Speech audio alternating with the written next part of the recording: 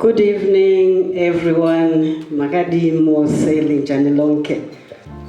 I'm standing here. I'm also passionate about healing, but my angle is grief because we deal with a lot of grief.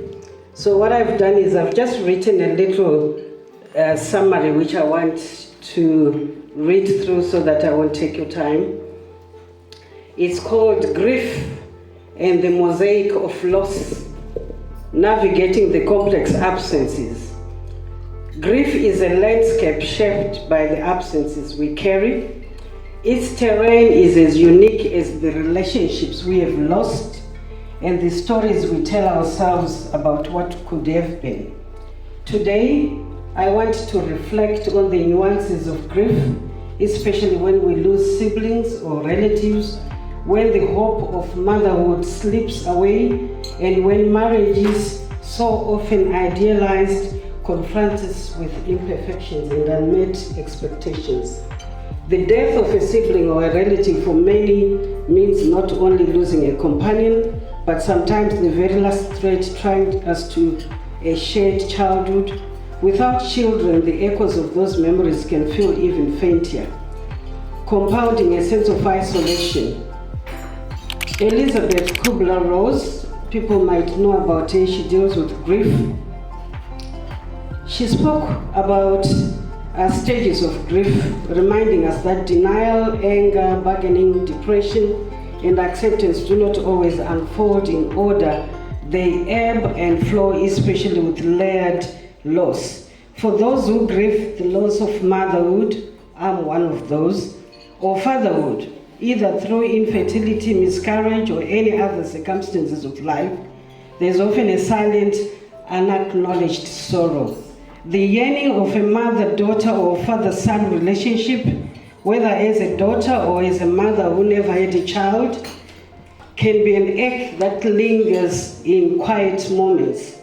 Judith Herman, a renowned trauma psychiatrist, writes that unacknowledged loss can emerge as anxiety or as even difficulty connecting with others, sometimes surfacing in our work lives, friendships, and that affects self. Marriage, too, is a domain where grief can bloom in unexpected ways. The fairy tale of marital bliss so often collides with reality.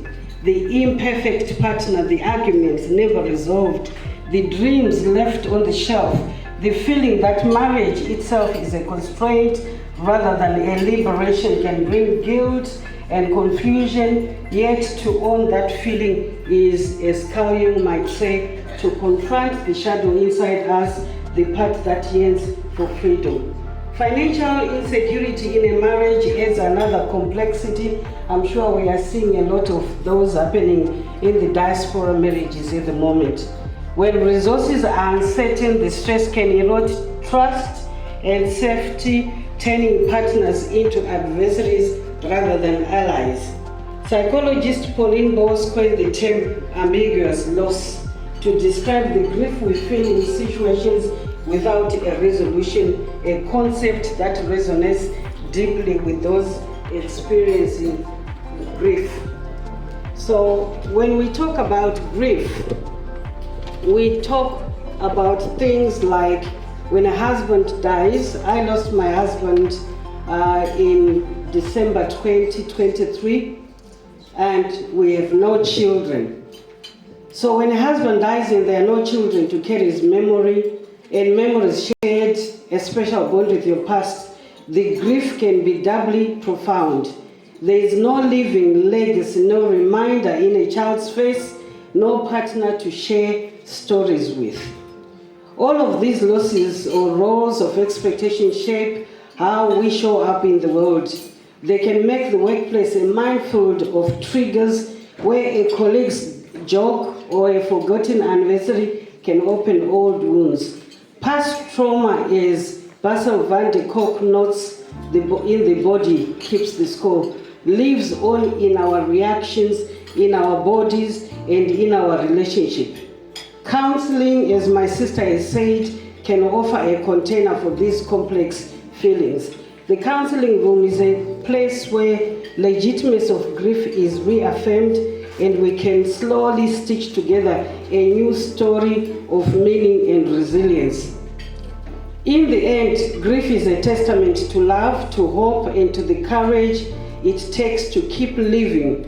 May we honor our losses by holding space for them, seeking help when needed, and reaching out to ourselves first, then to others, and join forces on the long, unpredictable road to healing. I've seen grace in distorted mirrors, in broken conversation, in uneven healing, like the squirrel dancing through rain-soaked grass.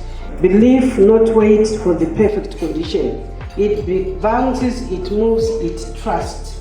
Even the fallen petals have a purpose. So we all have a purpose. It doesn't matter what your past is. Chiesa sang a beautiful song which summarizes what light we carry, which we have to use to ignite others. My name is Essie N Sibanda. I am a grief coach, grief counselor. I'm an occupational health advisor. I'm an author, 4 times published. I'm a publisher. I'm a life coach, which I call intentional living, and I'm also a Christian Counsellor. I'm a writing coach for those who want to write books. I've got 4 books so far. The 5th is with the editors. I've got a book called Essie's 10 Steps Dealing with Grief. This I wrote during the COVID to help the Zimbabwean community when we were going through grief.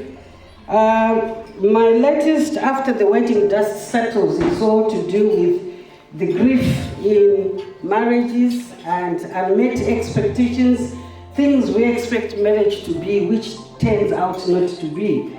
Tears of a Barren Womb is what I'm passionate about. It's a book I wrote based on my story. And my story is I've been married 35 years and we never had a child.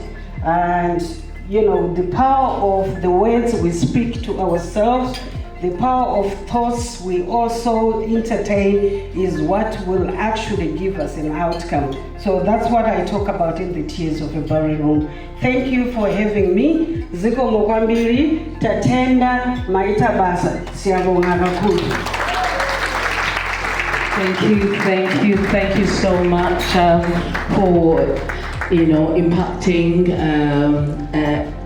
your wisdom and for also sharing your books. So if anyone wants to know more about the books, Essie is sitting on table 4? Table 4, just right here. And you can kind of reach out to her. And are you on Facebook? I am on Facebook, LinkedIn, I am on Instagram. I've got my own website, booksbyessie.com. I've got business cards if people want to. If you want to book the books, you can buy them from my website, or they are also available on Amazon. Thank you. Thank you so much. Can you give her a round of applause, please? Thank you so much. And she has used her pain to now be serving everybody else.